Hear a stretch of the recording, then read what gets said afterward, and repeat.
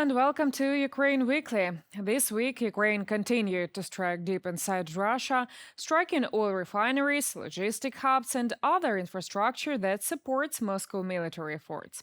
We'll also look at the growing signs of discontent within Russia, from a record exodus of Russians abroad to doubts about dictator Vladimir Putin's political future. If you want to stay up to date on the latest news from Ukraine, subscribe to our channel. My name is Yulia Horva, and let's get started. This week started with good news from Russia. On the night of August 18th, Moscow was hit by one of the largest drone attacks of the entire war. Russian authorities said that more than 620 drones were heading towards Moscow and the surrounding region. Air defense systems, military targets, and logistics centers were attacked. All Moscow airports temporarily restricted operations during the attack. In a massive drone attack on Moscow, Ukrainian forces have destroyed one of the capital region's key logistic targets. The strike targeted Walbury's logistics center in Kaledino, the company's largest warehouse, covering an area of about 250,000 square meters. The facility has been shut down after a massive fire caused by a drone strike. This is the seventh of the company's 10 largest logistics centers. This is a serious blow to the Russian economy. Walbury is a network of huge distribution centers that process millions of orders across Russia. Russia's logistics network has suffered another major blow outside Moscow. A massive fire broke out at the Severny Domodedovo logistics complex, one of the country's largest logistics centers, covering more than 540,000 square meters. The facility was a critical part of the logistics infrastructure serving the Moscow region. Along with the Wildberries warehouse in Kaledino, the strike hit two major distribution centers in the same area, disrupting a key part of Russia's supply chain. These attacks are not random. The destroyed warehouses facilitated the movement of equipment, protective gear, and other materials for the Russian military, namely FPV drones, fiber optic reels, drone components, body armor, and other military equipment. Such goods were openly available on the market, used by the Russian military and volunteer organizations that contribute to the war effort. By taking warehouses where these goods are stored and distributed, Ukraine is putting pressure on the logistics chain behind Russia's war effort, disrupting not only individual facilities, but also the infrastructure that ensures the movement of supplies. Several districts of Moscow have been hit by a power outage following a massive Ukrainian drone attack on the Russian capital. Power outages were reported in various parts of the city, as well as disruptions to the Moscow metro. At least one shopping mall was evacuated after the power outage. Internet users in several districts of Moscow also reported connectivity problems. Russian authorities have not provided a full explanation for the outages, while local reports have linked the outages to a fire at one of the affected facilities. The power outage adds another layer to the fallout from the overnight attack, which hit critical infrastructure around Moscow and disrupted key logistics and commercial facilities. This week, Ukraine has been striking not only Moscow, but targets deep inside Russia. Ukraine forces attacked the Lukoil Promnefteorg Synthos oil refinery in Perm, more than 1,600 kilometers from Ukraine's border. President Volodymyr Zelensky confirmed the strike, describing it as one of Ukraine's long-range attacks against Russian infrastructure. The Perm refinery is one of Russia's largest, with an annual processing capacity of more than 13 million tons of crude oil. It produces gasoline, diesel, jet fuel, and other petroleum products. The facility has already been targeted several times this year. After previous Ukrainian drone strikes in May, the refinery temporarily suspended operations for repairs. Another attack was reported in late July. The largest strike demonstrates the growing reach of Ukraine's long-range drone campaign, allowing Kyiv to target critical Russian energy infrastructure more than 1,600 kilometers from the Ukrainian border. Queues have returned to Russian petrol stations, and the country faces a new wave of fuel shortages. In Moscow and the surrounding region, drivers have been forced to wait for hours, with some queues stretching up to a kilometer. Several major fuel companies have reintroduced limits of gasoline sales, while some stations have temporarily stopped selling petrol altogether. The shortages have now spread to at least 10 Russian regions. The crisis is being driven by high seasonal demand and disruptions at oil refineries following repeated Ukrainian drone strikes. Russia has responded by banning fuel exports, relaxing fuel quality requirements, and even importing gasoline from abroad. A shipment of around 68,000 tons of gasoline from India has already arrived in Russia, while additional suppliers are being sought from Belarus and Kazakhstan.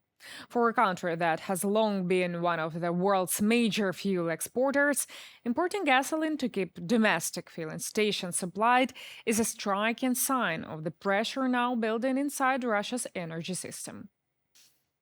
The fuel crisis in Russia has pushed gasoline prices to record highs.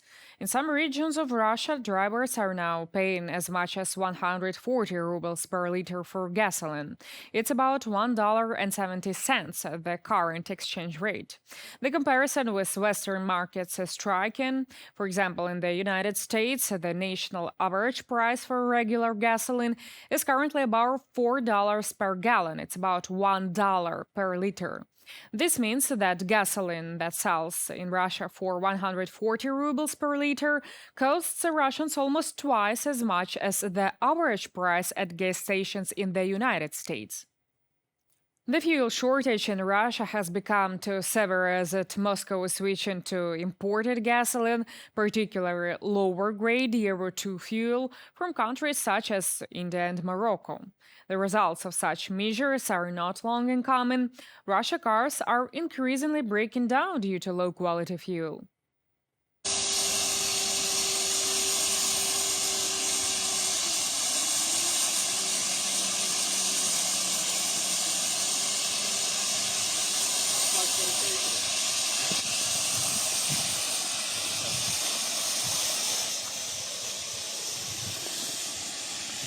Залили бензин 15 литров. I just filled up my car with gasoline. I filled it with 15 liters. I drove 200 meters from the gas station. I don't understand what happened. Some kind of chemical reaction started. I have steam coming out of my gas tank. And after months of attacks on Russia's biggest logistic hubs and oil infrastructure, Russian dictator Vladimir Putin has finally decided to admit what's happening. It seems he can no longer completely ignore the fires, destroyed warehouses, and growing problems in the fuel sector.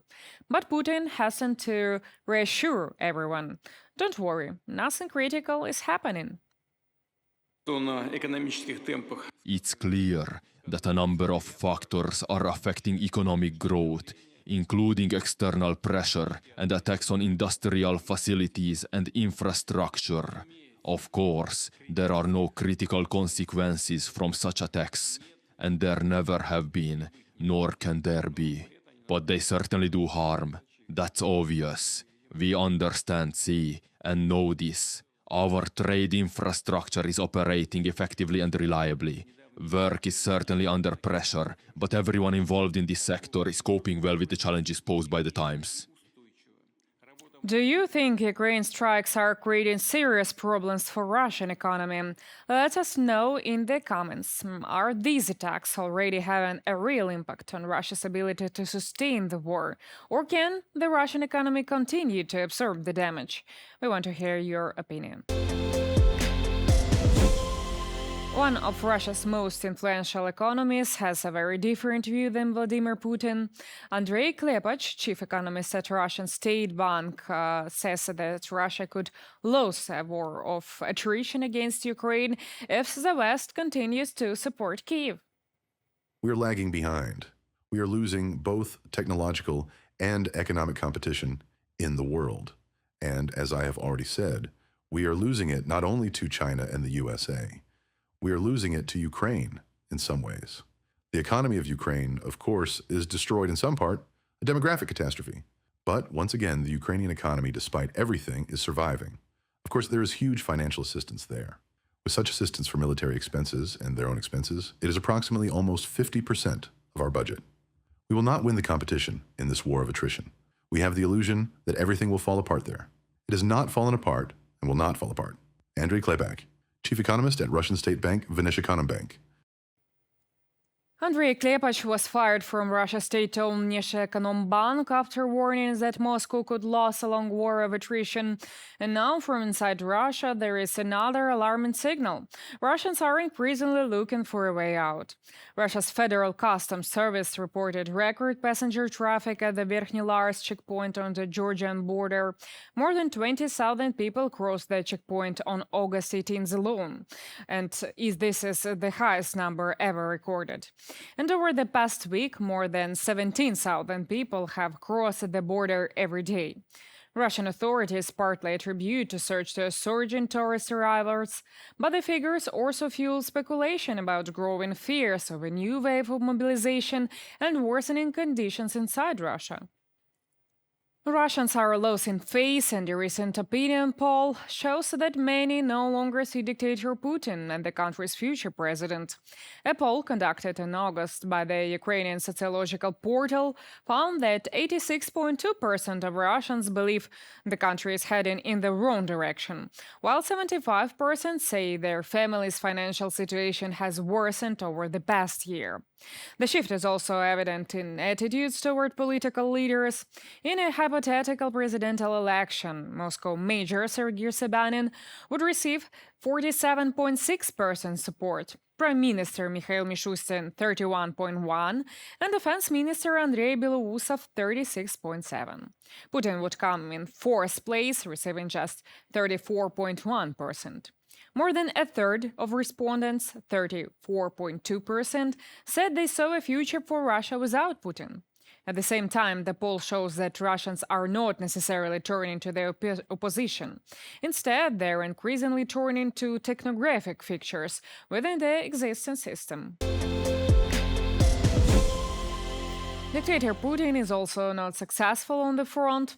Ukrainian Special Operation Forces have regarded control on the Andriivka-Klevtsova, also known by its former name, Iskra, in Donetsk region.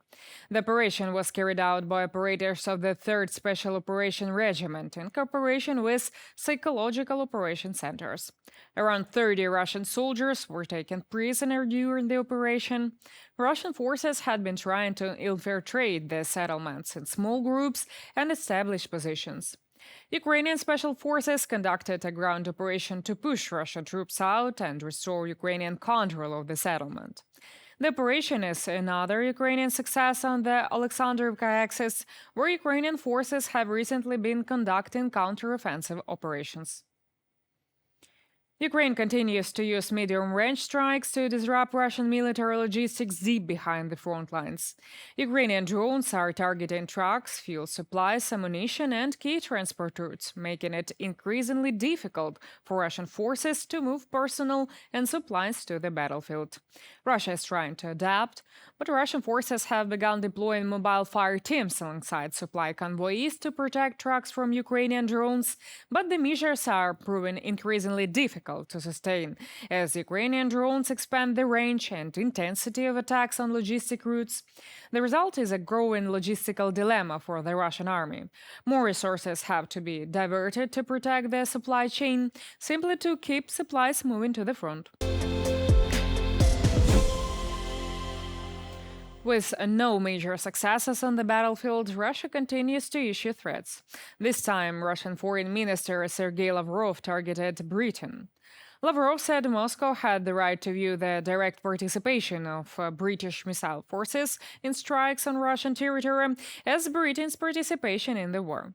His comments came after reports that Ukraine has used British-made drones to carry out long-range strikes on targets deep inside Russia. We have the same right to regard the proudly declared direct participation of British missile forces in strikes against the Russian Federation as participation in a war with all the ensuing consequences.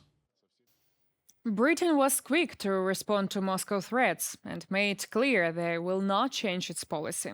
The message from London is clear: Russian threats will not weaken British support for Ukraine. This is the UK doing what it has long said it would do, which is to support Ukraine 100% against this illegal war led by Vladimir Putin. We are providing support so that Ukraine can defend itself, and that's been the British position all the way through this conflict by previous Prime Ministers. It remains the case with me. We are not fair weather friends. We will be there in Ukraine's hour of need, and that won't change. And to close this edition, we want to tell you about the return of Ukrainian prisoners of war. Ukraine and Russia have completed another prisoner exchange, the 77th, since the beginning of the full-scale invasion. This week, 103 Ukrainian servicemen returned home, while Russia received the same number of its prisoners. The Ukrainians returning from captivity include servicemen from the armed forces, the State Border Guard Service, and the National Guard. That's all for this edition of Ukraine Weekly. Thank you for watching and staying informed with us. If you found this weekly roundup useful, subscribe to the channel, turn on notifications, and let us know in the comments which story matters most to you. We'll be back next week with the latest news from Ukraine and beyond. Stay safe and see you soon.